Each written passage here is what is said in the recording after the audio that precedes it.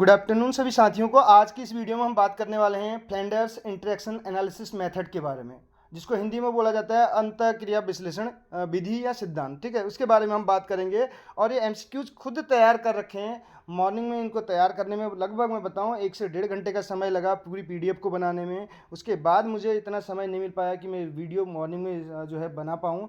लेकिन अभी मैं इसको जो है यहाँ पे जो वीडियो बनाई जा रही है, और अब देख सकते हैं टाइमिंग में आपको दिखा दे रहा हूँ 3:30 हो रखा है। ठीक है, इसके बाद यहाँ पे फिर से ऑफलाइन क्लासेस स्टार्ट हो जाती हैं, तो बहुत मेहनत लगती है। मैंने पहले दिन से ही आपसे कह रखा है, अगर आपका सहयोग रहा तो यहाँ पे पार्ट 1 से रिलेटेड एमसीक्यूज आपको उसमें कहीं से कहीं तक कोई दिक्कत नहीं होगी। जितने टॉपिक कवर करा रहा हूँ सारे के सारे एमसीक्यूज इनसे रिलेटेड आपको देखने को मिलेंगे। ऐसा भी नहीं है कहीं से कॉपी पेस्टेड होंगे। खुद जो है जो थियरी है उसके बेस पे खुद बनाता हूँ इन क्वेश्चंस को। आप कहीं से कहीं तक मैच कर लीजिएगा, किसी भी चैनल से आपको ये क्वेश्चंस नहीं मिलेंगे। इसमें जो पहले नंबर का क्वेश्चन है, अंतःक्रिया विश्लेषण प्रणाली का विकास किसने किया। अंतःक्रिया विश्लेषण जो विश्लेषण प्रणाली है उसका विकास किसने किया। कार्ल रोजर्स ने किया, सिडनी प्रेसी ने किया, नेट फ्लेंडर्स ने किया, या एंडरसन ने किया। 4 ऑप्शन है। अगर बात की जाए एंडरसन, अगर आपको देखने को मिलता है, एंडरसन ने सर्वप्रथम जो है इसकी परिभाषा दी थी। लेकिन उसी परिभाषा से प्रभावित होकर बाद में जो है यहाँ पे नेड फ्लेंडर्स ने इसको जो है दोबारा यानी कि बात करें तो इससे प्रभावित होकर इन्होंने 1959 या बोल सकते हैं 1960 के दशक में जो है अंतःक्रिया विश्लेषण प्रणाली का क्या किया, विकास किया। मैं 1959 भी है, कहीं पे 60 भी है, और कहीं कुछ बुक्स में आपको 1961 में भी मिलेगा कि इन्होंने इसकी परिभाषा दी है करके। तो 1960 का दशक सबसे मेन रहेगा। लेकिन अगर आपका क्वेश्चन बनता है तो 1960 का दशक अब मान के चलिए 1-2 बुक्स में 1961 भी मिलेगा जब इन्होंने परिभाषा दे रखी है। ये चीज़ मैंने आपको क्लियर कर दी है। और इसके अगर आंसर की बात की जाए तो इसका करेक्ट आंसर हो जाएगा अंतःक्रिया विश्लेषण प्रणाली का विकास किसने किया, नेट फ्लेंडर्स ने किया। ठीक है, दूसरे क्वेश्चन की ओर बढ़े उससे पहले हम जान लेते हैं कि जो नेट फ्लेंडर्स का जो अंतःक्रिया विश्लेषण सिद्धांत है ये है क्या। इस चीज़ के बारे में बात कर लेते हैं। तो यहाँ पे देखिए इसके बारे में थोड़ा सा यहाँ पे हमने एक आपको एक स्लाइड टाइप की प्रोवाइड कर रखी है। कक्षा शिक्षण के दौरान पहले इसको समझ लेते हैं, अंतःक्रिया विश्लेषण सिद्धांत क्या है। अंतःक्रिया का मतलब है इंटरेक्शन होगा क्लास में। जब टीचर पढ़ाने जाता है तो अंतःक्रिया होती है किसके बीच, अध्यापक और छात्रों के बीच। तो उसके बाद उसका विश्लेषण करना, उसका एनालिसिस करना, उसको अंकन करना, उसका यानी कि मूल्यांकन करना, कहने का मतलब उसका एनालिसिस करना, उसी प्रोसेस को उसी मेथड को क्या कहा जाता है, इंटरेक्शन मेथड कहा जाता है, इंटरेक्शन एनालिसिस मेथड कहा जाता है। किसका, फ्लेंडर का। कक्षा शिक्षण के दौरान आप देख सकते हैं इसमें क्या दिया है, कक्षा शिक्षण के दौरान शिक्षक की विभिन्न प्रकार की अंतःक्रियाएं होती हैं। कक्षा शिक्षण के दौरान जो शिक्षक है उसकी विभिन्न प्रकार की अंतःक्रियाएं होती हैं। विद्यार्थियों के साथ होने वाली क्रिया तथा व्यवहार के माध्यम से अंतःक्रिया की जा सकती है। अब विद्यार्थियों के साथ जो व्यवहार करता है टीचर, ठीक है, होने वाली जो भी क्रिया है और जो व्यवहार के माध्यम से जो अंतःक्रिया की जा सकती है, अध्यापक और विद्यार्थी के बीच शाब्दिक और अशाब्दिक विचारों व संकेतों का आदान प्रदान होता है। अब क्रिया तो होती है अंतःक्रिया, लेकिन वो कैसी हो सकती है, शाब्दिक भी हो सकती है, अशाब्दिक भी हो सकती है। ठीक है, अशाब्दिक का मतलब है जिसमें संकेतों का यूज करता है टीचर, टीचिंग के दौरान जो है सिंबल्स का यूज भी करता है, वो अशाब्दिक में आ जाएगा। कक्षा व्यवहार तथा कक्षा क्रिया के इस विश्लेषण को अंतःक्रिया विश्लेषण कहा जाता है। कक्षा व्यवहार और कक्षा क्रिया के इस विश्लेषण को, यानी कि कक्षा में जो व्यवहार है, जो क्रिया उसके द्वारा की जा रही है, इस सब का विश्लेषण जो किया जाता है, इसको ही अंतःक्रिया विश्लेषण कहा जाता है।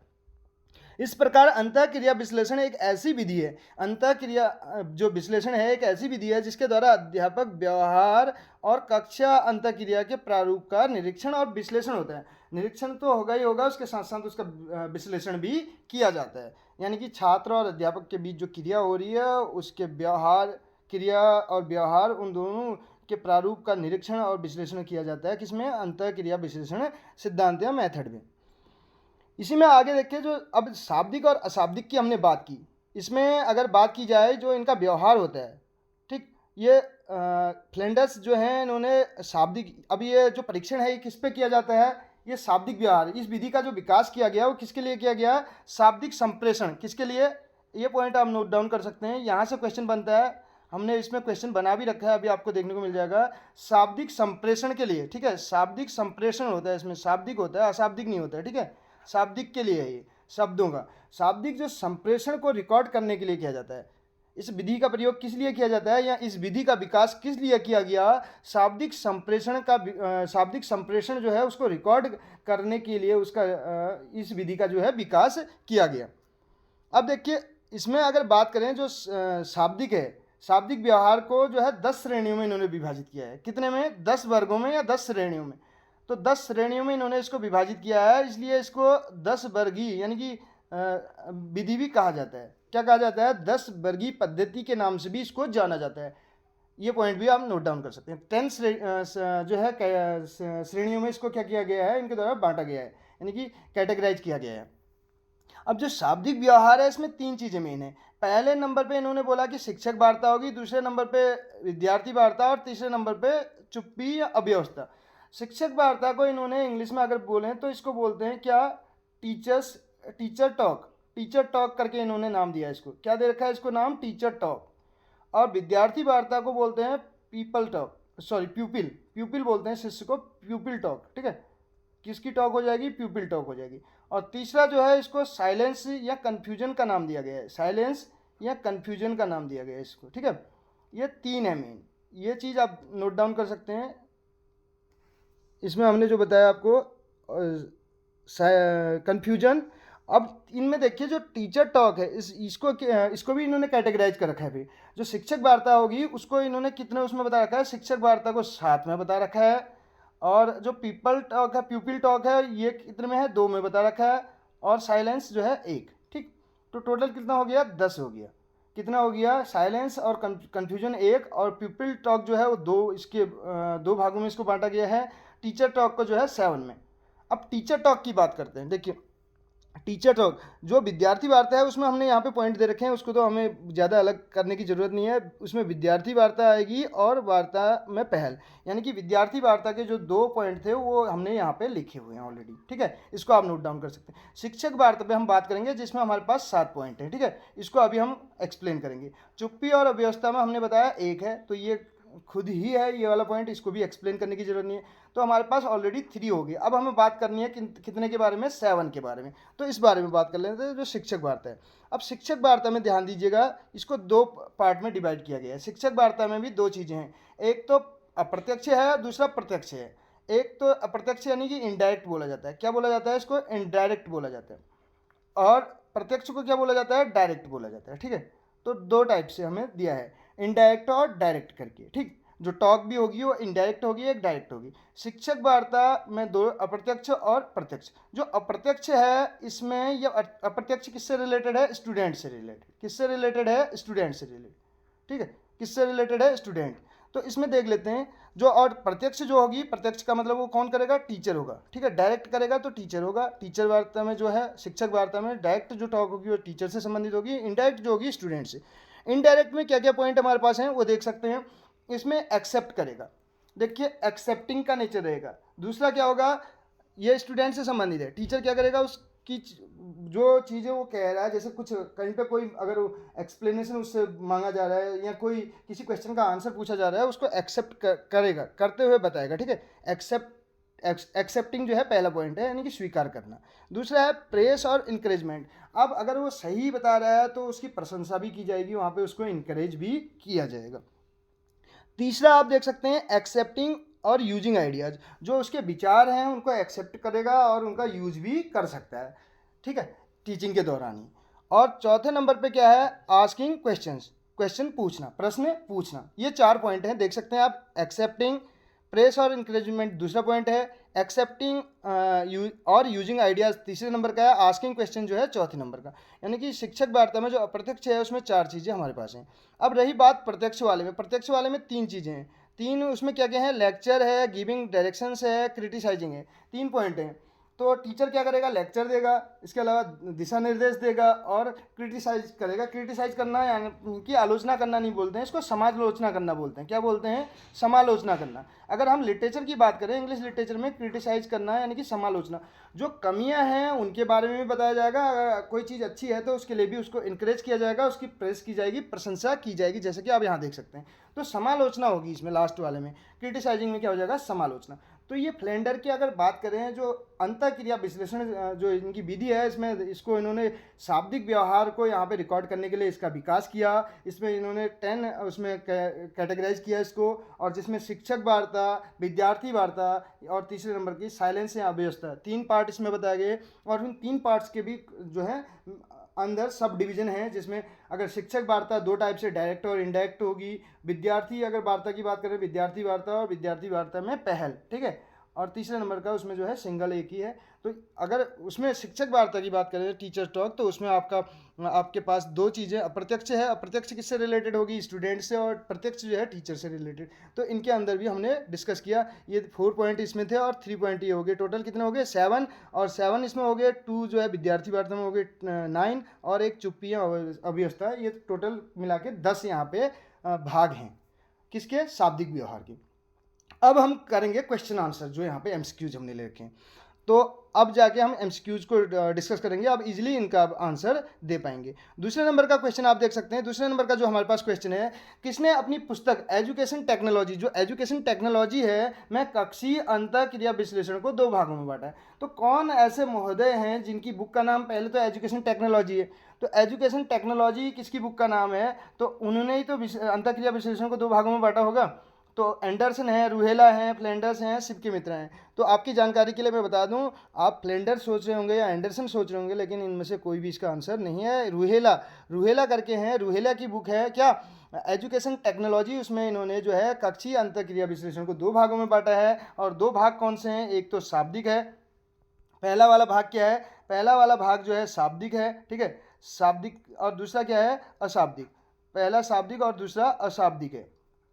ये 2 मेन पॉइंट हैं, ठीक है, शाब्दिक और अशाब्दिक। शाब्दिक में जो है उससे रिलेटेड अभी हम बात करेंगे, शाब्दिक में क्या क्या चीज़ें आएंगी और अशाब्दिक में क्या।